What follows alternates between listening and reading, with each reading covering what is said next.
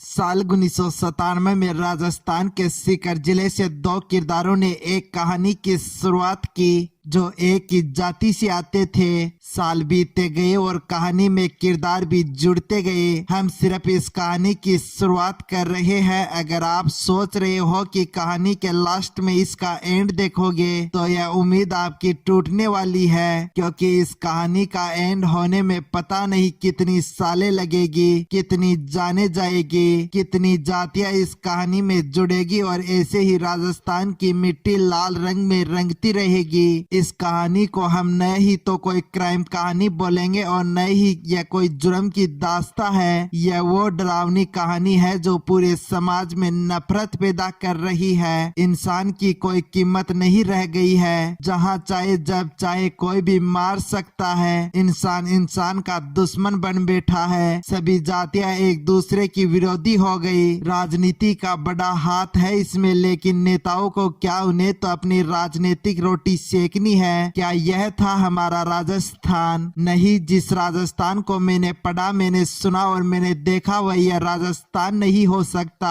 खैर, शुरू करते हैं कहानी को। इस कहानी की शुरुआत तो साल 1995 में ही हो गई थी, जब राजू ठेठ और गोपाल फोगावट ने शराब का धंधा शुरू किया था। लेकिन रियल कहानी तब शुरू हुई जब गोपाल फोगावट के जरिए राजू ठेठ की पहचान बलबीर बानुड़ा से हुई। उस वक्त बलबीर बानुड़ा दूध का कारोबार करता था, लेकिन राजू ठेठ से गहरी दोस्ती और ज्यादा पैसे के लालच के चलते बलबीर बानुड़ा ने भी दूध का काम छोड़ राजू ठेठ के साथ शराब के धंधे में लग गया। इस दोस्ती के बाद राजू ठेठ और बलबीर बानुड़ा ने साल 1998 में सीकर में ही भेबाराम हत्याकांड को अंजाम दिया। यह पहला हत्याकांड आज के खून से रंगे राजस्थान की शुरुआत थी। अपराध के बढ़ते ग्राफ वाले राजस्थान की भी यही शुरुआत थी जो राजू ठेठ और बलबीर बानुड़ा ने कर दी थी। भेबाराम इस कहानी का वह पहला शख्स है जो कहानी की भेंट चढ़ चुका था। इस हत्याकांड के बाद साल 2004 तक दोनों अपने कारोबार और धाक जमाते रहे। इसी साल 2004 में ही ठेकों की लॉटरी सिस्टम भी चालू हुआ था। तब इन दोनों ने भी अपनी किस्मत आजमाई और जीण माता के पास शराब की दुकान हासिल कर ली। इस दुकान पर सेल्समैन के तौर पर रखा गया बलबीर बानुड़ा के साले विजयपाल को।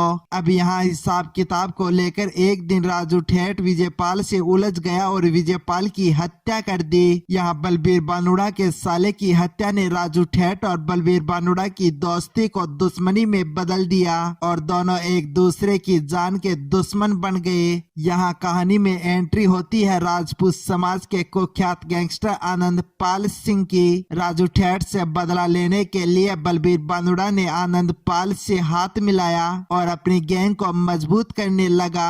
आर्थिक रूप से मजबूत होने के लिए आनंद पाल और बलबीर बानुड़ा ने शराब और माइनिंग का कारोबार भी किया।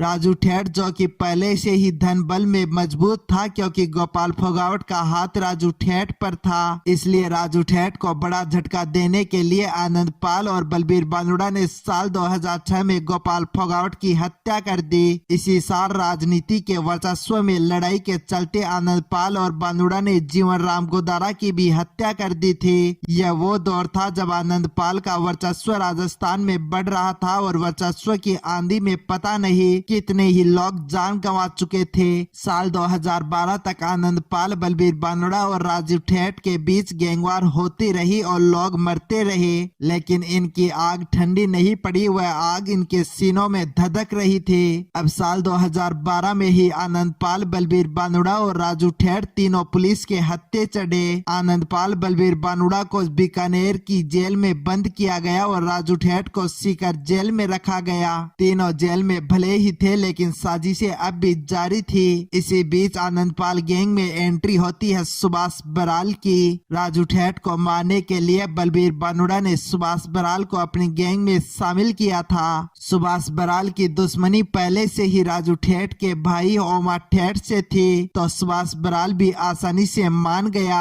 26 जनवरी 2013 को सुभाष बराल ने सीकर जेल में राजू ठेठ पर फायरिंग कर दी। गोली राजू ठेठ के सिर में जा लगी, लेकिन यमराज के हुक्म के बिना राजू ठेठ कैसे मरता।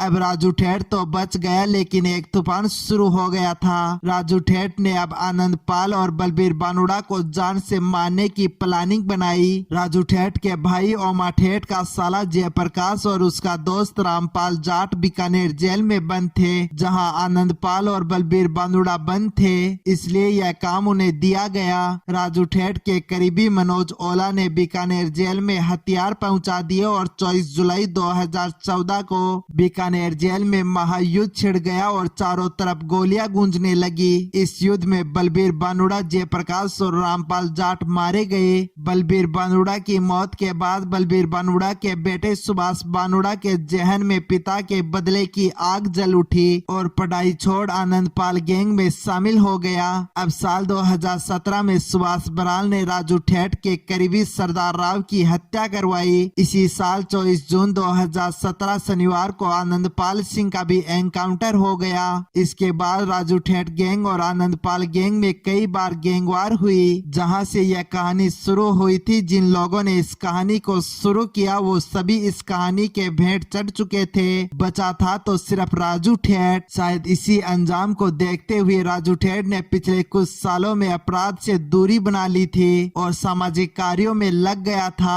खबरें यह भी थी कि राजू ठेठ अब राजनीति में आएगा और अपराध से उसका कोई नाता नहीं था, लेकिन भूतकाल पीछे छोड़े तब ना भले ही राजू ठेठ अपराध से दूर हो गया था, लेकिन जो अपराध उसने खड़ा किया था, जिस कहानी की शुरुआत राजू ठेठ ने की थी, वह उसका पीछा कैसे छोड़ती। 3 साल पहले राजू ठेठ के करीबी मनोज ओला पर आनंद पाल गैंग ने हमला किया, लेकिन मनोज ओला बच गया, यानी 3 साल से वह साजिश चल रही थी। इसी बीच इस कहानी में एंट्री होती है बीकानेर के लॉरेंस बिश्नोई ग्रुप के गैंगस्टर रोहित गोदारा की, जिसने इस कहानी के मुख्य किरदार को भी दुनिया से अलविदा करवा दिया। राजू ठेठ को उसी के घर के सामने गोलियों से भूना गया। अपराध का खात्मा उसी तरह हुआ जैसे सबको उम्मीद थी। शुरू में यह कहानी जाट बनाम राजपूत बन गई थी, लेकिन राजू ठेठ को मारने वाले कौन थे? मनीष जाट, विक्रम गुजर, सतीश कुमार, जतिन मेघवाल, नवीन मेघवाल। देखा कितने नए किरदार और जातियां इस कहानी में जुड़ गए हैं। यही किरदार इस कहानी को और लंबा लेकर जाएंगे। फिर से गैंगवार भी होगी, नए आनंद पाल भी बनेंगे और नया राजू ठेठ भी बनेगा। फिर से कोई मरेगा, लेकिन यह कहानी कभी खत्म नहीं होगी।